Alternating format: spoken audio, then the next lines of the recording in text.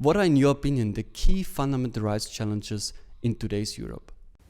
The most important challenge is to get to know that Europe is about rights, rights of the citizens. Europe is not about the internal market, not about the euro, not about the governance of the euro against the worst crisis ever.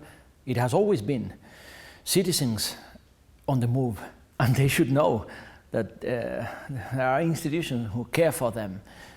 Most importantly, the European Parliament, which is the only elected institution within the European architecture.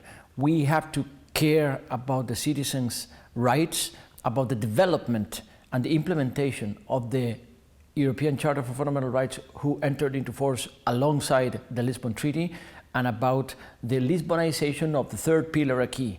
That is why awareness about rights is most important challenge. And then, of course, the ongoing challenge of facing discrimination, expanding liberty, and making all citizens equal before the law. What are the main fundamental rights themes to be discussed in the LIBE committee? We are dealing now with the heaviest workload in the European Parliament. At least 24% of the overall amount of legislative work which has been dealt with by the European Parliament is in the hands of the LIBE committee, most importantly related to three types of issues.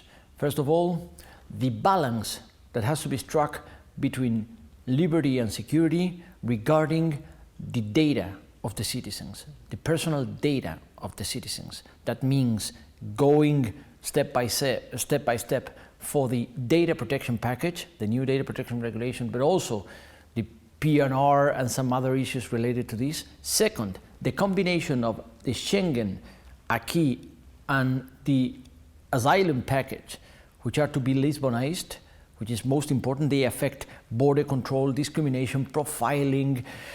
And thirdly, procedural rights of the citizens, which concern access to justice, equal access to justice, the right to be informed, the right to be to a due process of law, the right to be equally treated before the judicial system across the member states of the European Union. Those are the major challenges we're dealing with, and they all have to do with the Fundamental Rights Agency. How does the Fundamental Rights Agency contribute to these discussions and support the work of your committee? It's already contributing, and I want the Fundamental Rights Agency here to stay. I do not believe that we could do without it for the sake of other institutions in the member states or even the Council of Europe. We need a proper European Union Fundamental Rights Agency to accompany the work of the institutions, the Council, the Commission, but most importantly to inspire and to sustain the legislative work of the European Parliament regarding fundamental rights. And it can be effective by providing the analysis, the data they collect, the surveys which tell us the situation as it is, but most importantly, the suggestions that are to be considered in order to improve the legislation regarding the fundamental rights of the European citizens.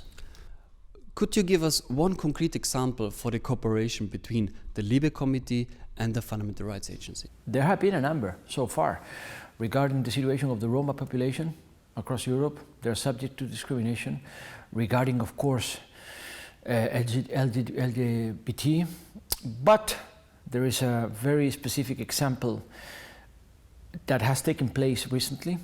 The file regarding the confiscation of the proceeds of crime in the fight against organized crime, serious crime. This is the subject matter for the criminal law in the making that is being dealt with by the LIBE Committee. We called for an opinion from the Fundamental Rights Agency. They provided in time and very effectively so, and it was influential to the report and to the legislation that is now in the making.